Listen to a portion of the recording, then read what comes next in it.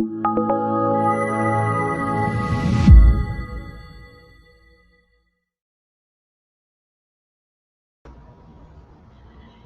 everybody. Welcome to Mid-City TV again. This is episode number 2.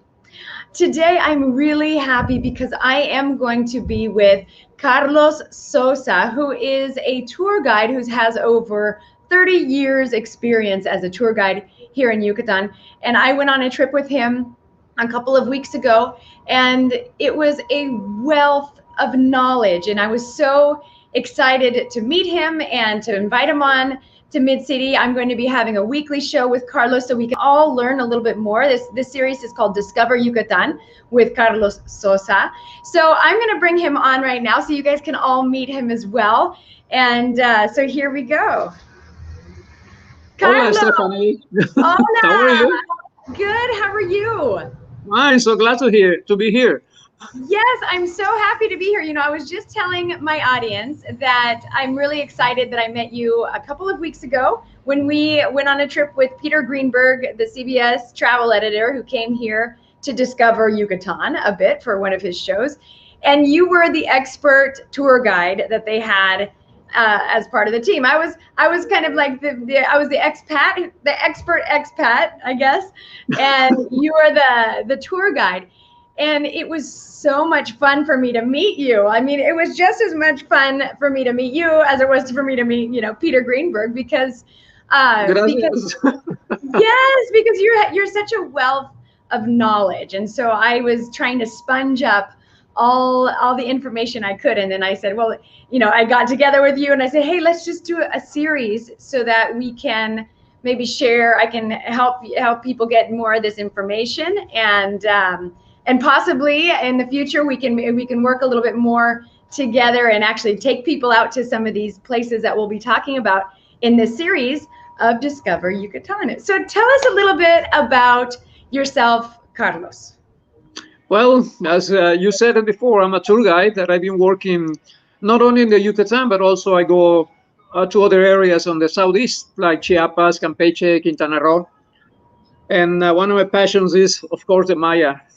This civilization that is just amazing, and every day, every minute that we know more about them, more confused we are, because there's so many wonders, so many mysteries that are together with them.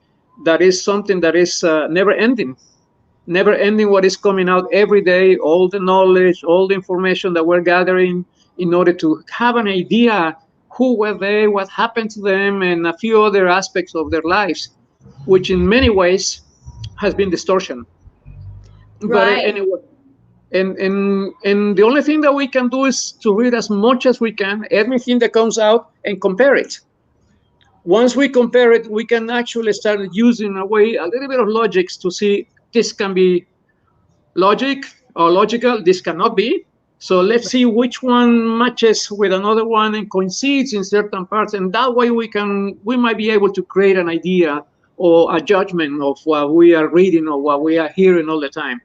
But anyway, that is an amazing civilization. Right. And that's one of the things I was learning with you on the trip. You hear stories, or I've read stories and I've read history about Maya, and you think it's kind of, okay, this is set in stone. This is what happened. This is, it's A, B, C. But one of the things that I have learned with you, that it's actually there's a lot of theories about what happened, and there's some evidence, and they're putting 2 and 2 together about the Mayan civilization. But like you said, it continues to evolve, and as they get more and more information from investigations and excursions, that the story gets a little bit more complete. So. So yeah, that was really interesting when I was talking to you about that. So today we are going to kind of focus a little bit on the area of Maní. That's one of the places that we went together, and one of the places that was really special, and it was just named Pueblo Magico of Mexico, and so that gives it a certain amount of prestige. So can you tell us a little bit about why it would be named Pueblo Magico? Like, what gives a town this distinguished, or that distinguished name of Pueblo Magico? It's something that started on the 20th century, around the 1980s or so, a little bit before or a little bit after. And the idea was to promote places or cities or villages that have a lot of heritage, like archaeological places, colonial places, folklore, history, and of course, it had to have services for tourism. So in Right. that way, they put together a whole number of services, a whole number of elements in order to create this image of a magic town, which in a way, as you mentioned, it is going to be providing them more funds so they can actually improve the services that they might have. They can improve the architecture that can be found in these places and trying to recover folklore, to recover history, to recover traditions, to make it more attractive. The idea is that it will be more attractive to tourism, so they will go and visit these places. And of course, this is going to be creating a lot of income for different participants in all these activities in every one of the villages. Yucatan now has 4. It's got Valladolid, Izamal, Sisal, which is a port that is also very interesting, and Maní. Right, right.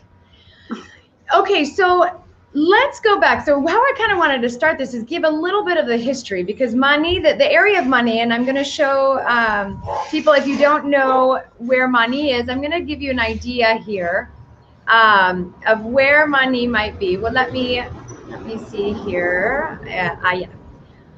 I'm going to give you a little idea about where Maní might be. So we're going to go down here and take a look at this on the map. So this is what we're talking about. Of course, Merida is over here, and Maní is this little black spot. So tell us a little bit about kind of going like way back in the history of when this was a very important area for the Maya. Can you give us a little bit of the history of the Maya in that area? Maní is it's very similar, the history, to what happened to many other villages that we have in the Yucatan nowadays. At the very beginning, they were all Maya settlements. Any one of the villages, except the ones that were founded or they were built on the 19th century, 18th century, but the ones that were built before that, they were all Maya settlements. Some of them, a lot of them collapsed during the end of the what is known as the classical period, around the 10th century. Many of them survived, and many other ones reorganized after they have collapsed. In the case of Maní, this is one of the cities that was still inhabited by Mayas when the Spanish arrived to this area. Right. And this is one of the reasons why, as Maní is located in a region that is, well, we have nowadays we have 106 what we call municipios. Right. And every municipio, every county has a capital. That is, in this case, is Maní. But there are small villages, very tiny ones, small ones surrounding Maní in that case. So that municipio of Maní is like many other ones. They were all Maya settlements. And at the arrival of the Spanish, Maní was still inhabited. Many of those cities have diminished a lot on the power, on their knowledge, on their culture. So there were people that were reorganized after they abandoned, or many of them abandoned the main cities. Like in the case of Maní, it's located in one of the richest agriculture regions of the Yucatan. The land is so rich in that place that it's one of the bases of the Maya economy position that might have. In this case, Maní was, as many other cities around the area, like Oshusca, Patsan, Tecash, whatever you mention in that region, they're all located in what is known nowadays as the orchard of the state. Right. Because a lot of the products that we have from agriculture are coming from that region. So vegetables and fruits, everything, the richness of the soil is so big that the density of population of those cities on those old times were higher, or was higher than any of the ones in the northern part, where the conditions of the land is not as good, or are not as good as the ones that we can find on the south. So that makes the area to be highly populated. That was, in a way, an attraction to the Spanish that came here for reasons like they might have. If we look at on the religious aspect, they will have more souls to save and to convert them into the Catholicism. But also we look at the encomiendas, which is a figure that was created by the Spanish on those days in order to have land, and whatever was included in that land was their own property, even though when the law on those days did not authorize slavery, but they were practically slaves. Okay, so those But let's go back a little bit. So, okay, so it was an important place for the Maya, but even though in that time when the Spanish came, which is in the 1500s, early 1500s, mm-hmm. The Spanish came and the Mayan civilization was in a decline. They were spread out all over the peninsula, really. And most of the main cities have been abandoned. Right, right. So when the Spanish came here, they found a lot of abandoned, like for example, the Mayapan, which is relatively close to Maní. Yes. Mm-hmm. Yeah. So Mayapan, this was an abandoned site when the Spanish came here in the 1500s. It wasn't abandoned, but not so long ago, before the Spanish came. It was abandoned around the 1450s, more or less. So we're talking about less than 100 years. Right. Before the Spanish arrived. So there could have been some kind of activity around there when they came, not in the case of Chichen Itza or Uxmal, they were totally abandoned. They were overgrown. So in those, and at Chichen or Uxmal, there were many other cities that were totally abandoned when the Spanish arrived. Right, so right. You couldn't see anything going on in those places, but there were many other villages, smaller ones, that were scattered all over the peninsula that were still inhabited by Mayas. In the case of Maní, that was one of them. And Maní is mentioned on the chronicles to be one of the places where people that left Mayapan moved on and established in Maní. And also they mentioned that when the Mayas abandoned Uxmal, a group moved to Maní. Okay. So all this information is in a way cross. Right. We had to be reading in a way several books, several information or chronicles in order to try to understand exactly what happened. If that is actually what happened, if people from Uxmal moved to Maní and from Mayapan moved to Maní. Some other ones mentioned that when Maní was abandoned, they moved back to Uxmal around the 13th century. But this is what is confusing, because supposedly Uxmal had been abandoned before. So we don't know if there was still people living in Uxmal when the Maní supposedly left, the Maní people left Maní and moved to Uxmal, or they just found a city that was abandoned and they just established there. Right. But this is what it mentioned. So, okay, and one question also that I know that we talked a little bit about, what are the theories and what do you try towards or lean towards as far as why the civilization was in a decline, and why would Mayapan have been abandoned in 1450, more or less? Mayapan existed always, as many other villages. What happened is when Chichen Itza collapsed, or when Chichen Itza had an internal war, apparently a group that was one of the groups that was fighting in Chichen Itza moved to Mayapan that was inhabited. But this group that moved to Mayapan were, in a way, more prepared. They were probably more organized than the ones that were living in Mayapan. So they took over and made the city grew. So they converted Mayapan in the ruling city of that northern part of the Yucatan, because the other ones were already collapsed and they were really weak and small villages. But this group who left Chichen Itza, remember that the apogee of Chichen Itza was between the 10th and the 13th century. Right. While the apogee of Uxmal, Ekpalam, and other cities was between the 5th and the 10th century. Right, right. So when the big ones collapsed, that's when Chichen Itza emerged. That's when Chichen Itza became the ruling city. When Chichen Itza collapsed, a group moved to Mayapan, and Mayapan, in a way, took the place of Chichen. Okay. There were internal wars. Like in any other, I always say that the Mayas were humans, or are humans. And there were always different groups, like you see nowadays, a political group fighting to have the control and the power. That's exactly what was happening in those days. There's no difference. Human is human, with the same kind of qualities and errors or mistakes or whatever we can call it. But this is what happened in a way with Mayapan and Maní. Okay, so now fast forward a little bit. When the Spanish arrived in the 1500s, and they came in, and of course they wanted to conquer the peninsula and conquer Mexico and convert people to Catholicism. So let's get a little bit into kind of that history of Maní and that encounter of the Spanish with the Maya in the Maní area. The other thing that we had to keep in mind is that there were regions or areas or cities on those days that were more inhabited than the other ones.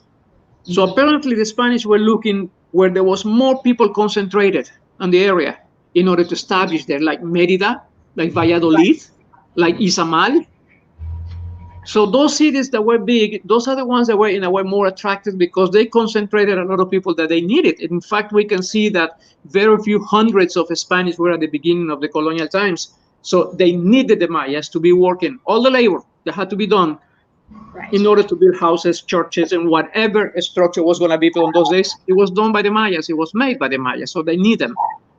And the concentration of Mayas were higher in certain places like Izamal, like Maní, like Valladolid. And that is one of the reasons why we have the three largest monasteries of Franciscans in Yucatan are located in the three cities. And we're just looking at one of them, which is the one in Maní, San Miguel Arcángel.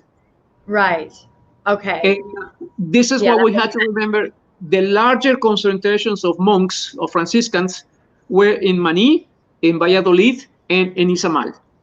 And from those places, they were taking different directions and building minor monasteries or just churches in order to start catechizing the Mayans in the area. But the highest concentration of monks were on those three cities in the Yucatan. Besides that, we have in Merida, we have a little smaller or smaller than those three that we have mentioned, like in Calquiní, in Jomún, in Concal, in Campeche. So we have a few other areas where there were less Franciscans, but not less important because there were also people to be catechized in those places.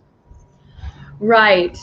Okay. And this is all around the same. This is on the same time. Same time. There were These three monasteries were built about the same time. We're talking on the second half of the 16th century. I'm sorry. Within 10, 20 years, they were. Exactly. Starting around 1560, 1549, ending around 1590, 92, or something like that. Sometimes they extend a little longer, or they were shorter. But the fact is they were all built along the second half of the 16th century. Right.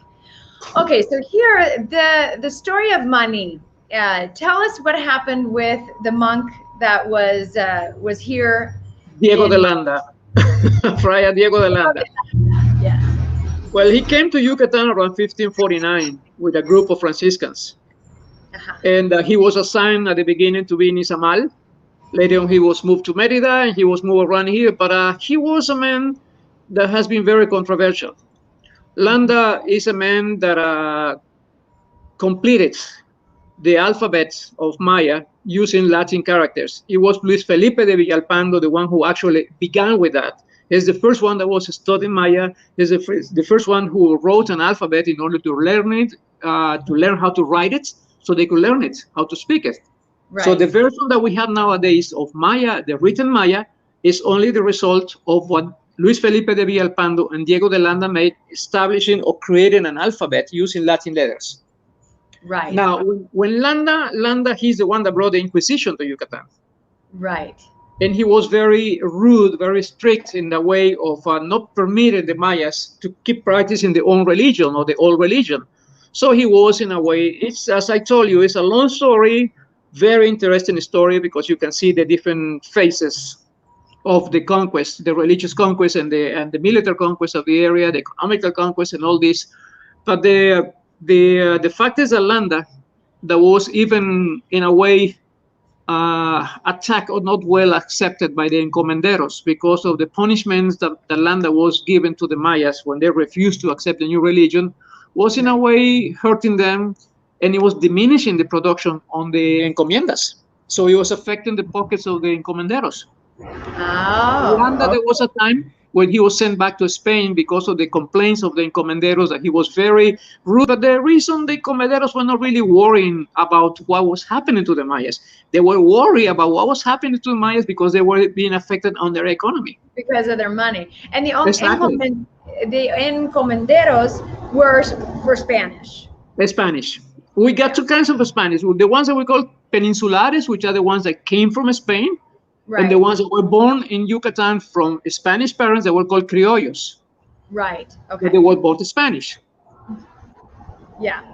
And what happened is, so the encomendados, they were given a plot of land, and they could cultivate the land and try to build a life here in Mexico, in Yucatan. And the New World. Anything that was produced in the land, the encomenderos own it. the Mayas had to be paying taxes to encomenderos, to the church, to the state government, and to the crown. Right. So they finally ended with nothing. And that's a story that was since the very beginning of the conquest of the colonial times, which was adding certain situation that was really difficult and tough between the Spanish, the encomenderos, and the Mayas. That was building up. The heat was growing up always until there were moments that were battles in certain areas, small battles, focalized in specific places. But it wasn't until after so many of these battles along those centuries that in the mid part of the 19th century, that's when the War of Castes began. Okay. And that made a complete change in the whole activity. And Landa, one of the things that he did, see, that was one of the jaguars that just flew over my camera. Carlos has some small jaguars in this house. Yeah, they're crazy. There are 5 of them. And this is what happened. And Landa, in his idea of his obsession of converting the Mayas into the Catholic religion and finishing what he called an evil religion, he confiscated all the books that he could get, the codices, that were written with hieroglyphics from different villages, from different people. He exhumated remains of that he called priests of the Mayas, and put idols, everything that he found that he considered to be an element that was related to the religion was burned on the atrium of Maní, the monastery of Maní. Right. And that happened in July 1562.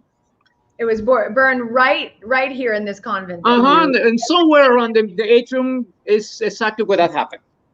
Right. And after that, well, there were many other situations, and there was a bishop of Yucatan whose last name was Toral, that he didn't agree with what Landa was doing. So Landa was sent back to Spain to a trial because of all the complaints of Toral, of the encomenderos, and it took a few years to Landa before he could. Actually, Landa didn't come back to Yucatan until Toral died, because Toral didn't want him. Right. And it was necessary for Toral was where? Where was he? Toral was a bishop of Yucatan. Okay. He was a bishop of Yucatan on those days, and it was exactly when Landa made all these kind of activities, and the act of faith that he called the Auto de Fe de Maní. And after that, and all these complaints, and then Landa was sent back to Spain. And it took a few years, and finally he was able to come back, but once after Toral was dead. Right. I did get this. There's a mural by Diego Rivera, the Auto de Fe de Maní, and that's Diego Rivera, and there's another one that was painted by Fernando Castro Pacheco, that was a Yucatecan painter. That is at the palace, at the governor's palace in Merida, here in Merida. That's right in the center of Merida. Exactly. Exactly. That's where you can find that one with Landa. And you can see if he's evil. Landa has an evil face in every kind of representation that I have seen, either painting or sculpture or whatever. But you can see how they have portrayed his essence in a way. Yeah, absolutely. You know, and one thing though that is interesting to me is that they still there's still a statue in Izamal to Diego de Landa. So why? Can you explain to us why there's still a statue there? Well, of course, there's people who believe that Landa did something right by saving the souls of the Mayas and adding information and writing a book of the Mayas. But Landa, as I told you, was very controversial. His book, that is known as The Relation of Things of Yucatan, it's a book that talks about the life of the Mayas in these places. And I think that a good percentage of Landa wrote, he was able to be witnessing that kind of events. But all what he wrote about what happened in the case of Chichen Itza, when the city was active, was alive, there's no way that Landa could have gotten that information. And one of the reasons is that the Mayans that he faced, most of them were descendants of farmers. And these farmers didn't know how to read and write, and all the information that they have about legends, about traditions, was transmitted orally. And that kind of transmission will be changing generation after generation. It will never be the same. An oral transmission after, let's talk about 6-7 generations, will be completely different to what we began with, Right. So let's see. So now, yeah, well, after that happened, of course, it was a huge loss. They lost a lot of the codices. Now, but one thing I was talking to you about is that they still can't really read. They might not have been able to read necessarily the codices even today. Can you talk to us a little bit about that? I mean, what can and can they not read of the That is ancient? that is a very I could say hard topic, because Uh-huh. there are so many people that claim that have deciphered 100% the Maya hieroglyphics. Okay. But unfortunately, many of the information that we know, or we have read about what supposedly the codexes mention, are, except the ones that go directly to certain aspects of the codexes, all the rest of the information of the new hieroglyphics that have been found, not the new, the new discoveries of hieroglyphics in different cities, they are basically telling us exactly the same thing. There was a king who lived here, his name was so and so, he married this woman, and he had a war with another city. But we don't Right. see any other information that will give us exactly the history of the city, what happened to the city, how they Right. got to know all this information, all this knowledge that they have. Where did they get it from? And what kind of a life was having every city? Every city is different, because the environment forces them, or not forcing them, but put them in a line that had to be developed in the cities according to the environment where they live on. Like the religion of the Mayas, the religion is based in nature. And if you Right. look at the Yucatan, what is the main god of the Mayas in Yucatan? The rain god, because we need the rain, because there's no lakes and rivers. But if you go south, you go to places where there are lakes and rivers, you go to Chiapas, you go to Guatemala, the southern part of Campeche, there's so much water in those places that the rain god is unknown. It's one more of the gods of the Mayan pantheon. Right. Okay. So the architecture changes. The region Sure. of the land will give you a different kind of a style of architectures. When it's like having an artist that has a godfather that has a lot of money, and he can pay all his expenses, so he can sit down and create. And if you don't have a godfather and you have to be worried about what are you going to be eating the next day, of course the art is going to be diminished. Right. That is Right. why you can see so many different styles of architecture, especially when you go south side of on the southern side of Campeche, when you go to Chiapas, when you go to Mhm. Belize, when you go to Guatemala, you can see the difference between the different styles of architecture, because there is a different environment, there is a different situation of people who live there. The density of population are even higher than the ones in the northern part, in the plains where we are, that is totally dried. The only source of water is the rain. Right. Agriculture becomes a real headache, especially in the northern part of the Yucatan. And in top of that we don't have any rivers. And then in order to build all these structures that we can see in so many thousands of cities with so many dozens of thousands of buildings, they had to bake the limestone. And to bake the limestone, that means they had to deforestate millions and millions and millions of trees in order to bake them. And that created a deforestation that was so big that the drought was extremely high, was extremely long. So the cities collapsed because agriculture collapsed. Right. Right. Right. Yes, I remember you telling me about that. Right. There was a And great then, forestation. and then hieroglyphics, well, they were created by the scribes. Not so many people knew how to read and write them. And what happened to when the scribes were gone, when the cities collapsed? I don't think there were so many people that kept all that information on their heads that could be transmitted it. Right. Otherwise, we would know more about all this civilization. Yeah, it's fascinating, and it's a fascinating journey. And one of the things that I always say is, well, actually, before I say this, I'm going to read a couple comments. Mark says it's very interesting. Thanks for chiming in, Mark. And Edith just chimed in, says, "Thank you so much. This is wonderful. I have been loving and enjoying Mexico since being a university student in Mexico City in 1960s till today. But I have come to Yucatan. I've been coming to Yucatan since 1980s, and I have never heard most of this. Love it." Yeah, right. Gracias. I feel Thank the you. same way, Edith. Although I wasn't at university in the 1960s, but I have studied Latin American literature and history and Mexican history, and it was such a gem to sit next to Carlos a couple of weekends, and so we're really lucky to have him. Thank you. He's a wealth. So glad to be here. Yeah. Okay, so kind of fast forward, I mean, to now, I think a lot of the people that I talked to, and I talked about Yucatan, that really don't know too much about Mexico or Yucatan, it's really surprising to them that the Mayan culture is still very much alive, and not only that, but there are still people in Yucatan and probably other parts. We have a visitor. We have a visitor.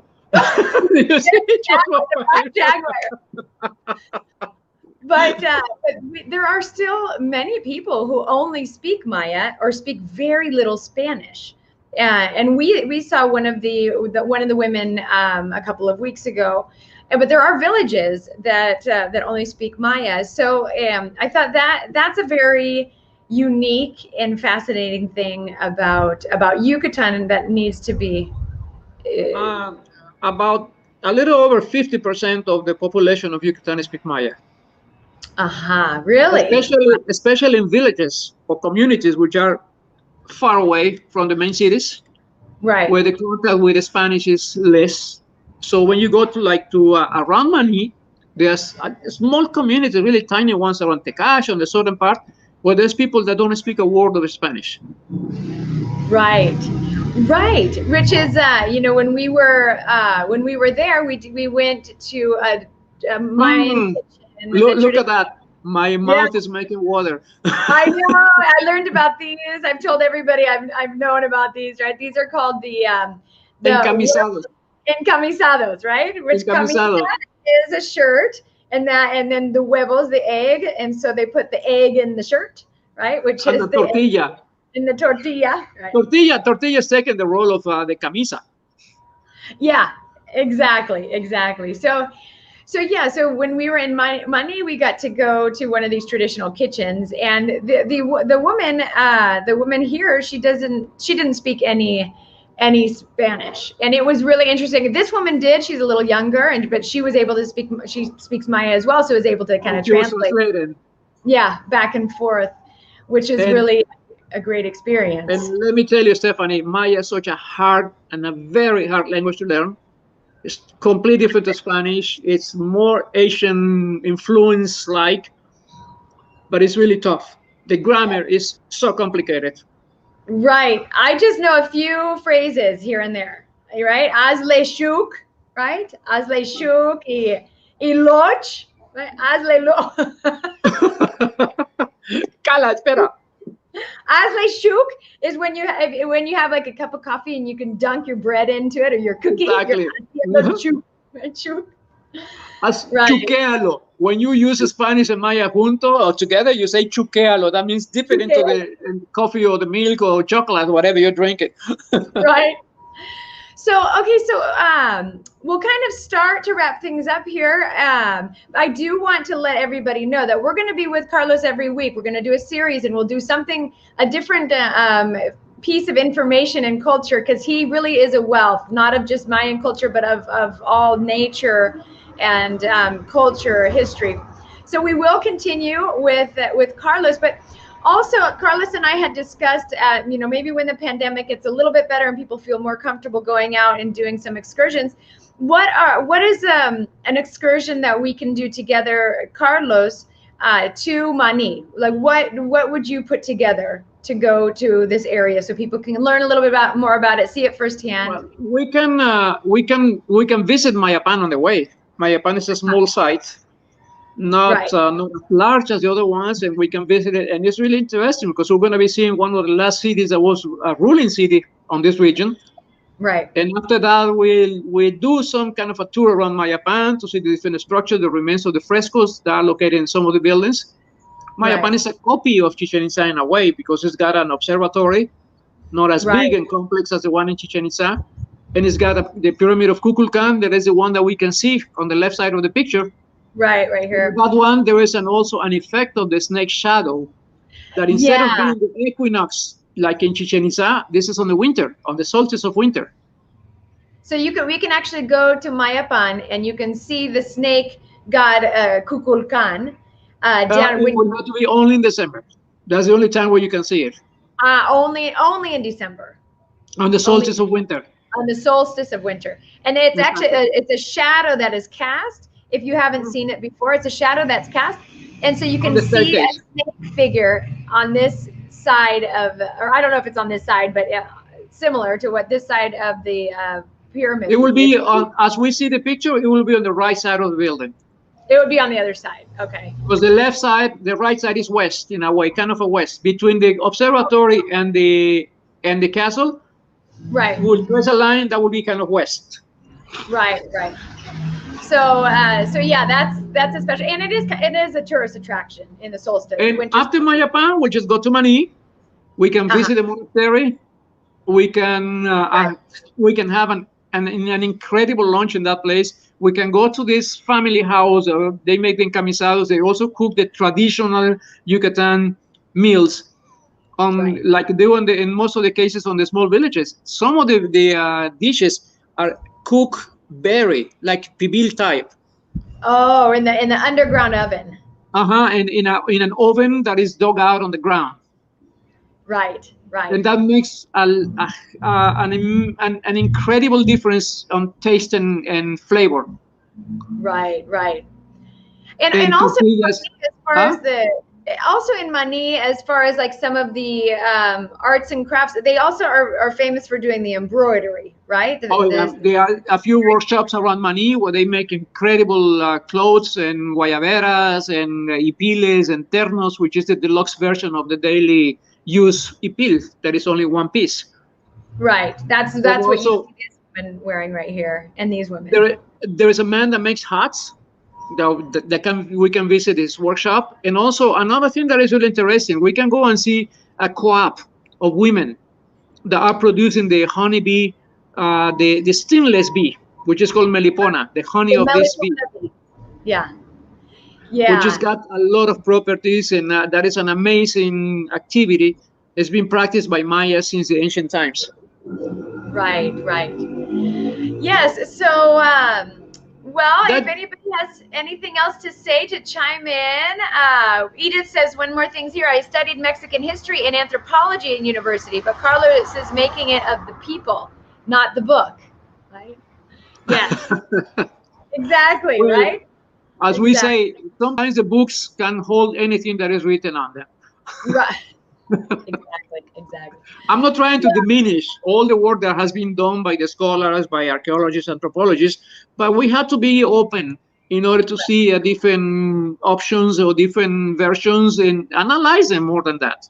And, and in a way, find out who wrote them, his background, his motivations, or whatever is coming together with somebody that writes, because he's portraying what he is. Right, exactly. And then sometimes it's not really the best judgment. So we had to be analyzing all these different aspects in order to know if we can actually depend on it. We can actually trust it in a way, no? Trust it, right? Yeah, and I think that goes across the board, whether you're talking about Mayan history or European history or anything. Anything or everything has more than one version. Absolutely. Yeah, absolutely. Well, so we'll go ahead and finish up for now. So you can definitely stay tuned, because as it gets a little bit better with the pandemic, I know it's a little tough right now, but as things start to get a little bit better, maybe in a month or so, I'll be putting out some promotion of the tours that Carlos and I will do, and I think our first one was going to be to Maní. So right, we can do other things. We can actually, the ones that are really more adventurous or they want to try something else different, we can move down to Campeche or Chiapas or those places. We can always do that. Absolutely. Well, and another thing is, I will always put Carlos's contact information. If you happen to have a small group of people or a large group or whatever, and you're looking for a really great tour of really whatever part of Yucatan or Southern Mexico in general, he's a great option, because he knows a lot about secret places and cool spots and different history that you won't just get on normal tours. So I always will leave his information up. And next week, we will be with Carlos again, and we will be discussing another topic. We haven't solidified the topic yet. I have it in my mind, though, but I haven't told Carlos yet. So I'm going to talk to him first about it. Surprise, eh? Okay. That is going to be a surprise. Okay. It's going to be a surprise. And next week will be at 6 p.m. And, of course, always, Right. if you come to, at 6 p.m. on Wednesday next week. Next Wednesday. Yeah. And if you got to came through on half of this video and you want to see the first part, it'll be stored in the Mid-City Beat feed, so you can always go back. It'll be there from now on, so you can share it. If you can like and share, we would really appreciate it. And the kitty and the small jaguar. Definitely one of our topics has to be jaguars. Oh, and Carlos has great stories about that. But anyway, we're going to finish up. Thank you so much, Carlos, for coming. No, thank you, Stephanie. Thank you for the opportunity to be with you on this incredible platform. Yes, you're welcome. We'll see you soon, and thanks everybody for chiming in. See you soon. Bye. Thank you.